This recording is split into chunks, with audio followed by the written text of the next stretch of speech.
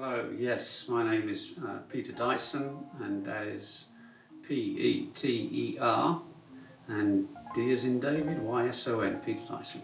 Okay, amazing. Mom couldn't have picked a better name for her. A more amazing guy. All right, I have a couple of questions here for you. I wanted to ask you, what was life like before you started pursuing music professionally and ultimately becoming a studio owner and director of a music school? Well, I followed a slightly unconventional path into this, and I always think that there's no such thing as a straight line in careers, but I've always loved music and sound ever since I was a kid, and grew up kind of surrounded by those things, music and sound, and as instrument, played drums, which you probably see behind me here. So, but really just, I sang in a choir in school. I always think that's a great thing for anybody who's interested in music to do, is because it makes you realise that it takes more than, a choir isn't one person. It requires lots of people, and you have to sound good as a choir, as an ensemble. And so, singing in a choir for me was important as a kid. How did you get involved with Studio West as a director and owner?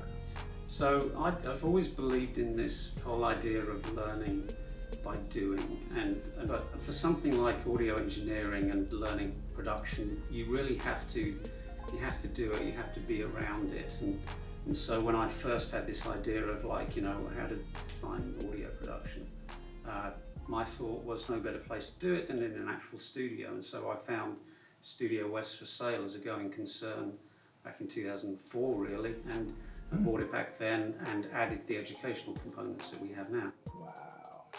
Was that hard to do? What was it? Yeah, I wish I'd been more conscious in some ways about how I did it. Yes. I should have had a better business plan, and I should have had an MBA, as opposed to, I should have been more entrepreneurial by nature. But should have, would have, could have, whatever.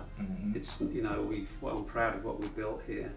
And when I say what we've built, it's because I'm one person sitting here, but I'm not the one. There's other people working in this building right now while I'm doing this interview. And they're working on important stuff, and that's why I have the time to do this with you. Oh man! And so it's really it's a we success thing. And if there is any success, it's to be shared amongst people who are here now and people who have been here, back in 2000, 4, 5, 6, 7, 8, etc., etc. You're a real leader. You lead them from the front. Thank you. I take that as a compliment coming from you. Thank you. Did you receive any help or support on your journey to accomplishing your goal?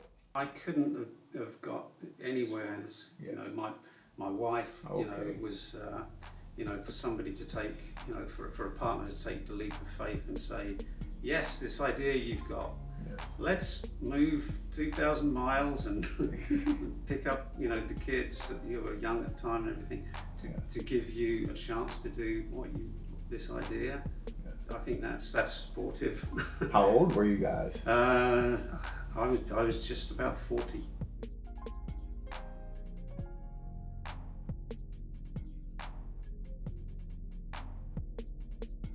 What advice do you have for some of the young students as far as accomplishing their goals and their dreams, such as how you have managed to see some success in what you've set out to do? This is pretty much the perfect answer. Yes. And I got it from a 15 or 16-year-old girl. And I said, what have you been doing? She said, I've been writing songs. And then she pulled out a business card and gave it to me. And I was like, thank you, Hannah. Thank you for teaching me how to be a bit more organised. I've got to keep carrying business cards around with me. So I popped back to my office. I got a business card, but you just got to work hard. You've got to work really hard, and then you can't be afraid of, a few setbacks. And because not every song that young lady writes is going to be a hit, but she's going to do it enough times, and she's got enough determination that I know she's going to do something with the talent that she's got. So for anybody who wants to succeed at what they do, it's just identify what that thing is that you want to do, and then work your off to achieve that goal.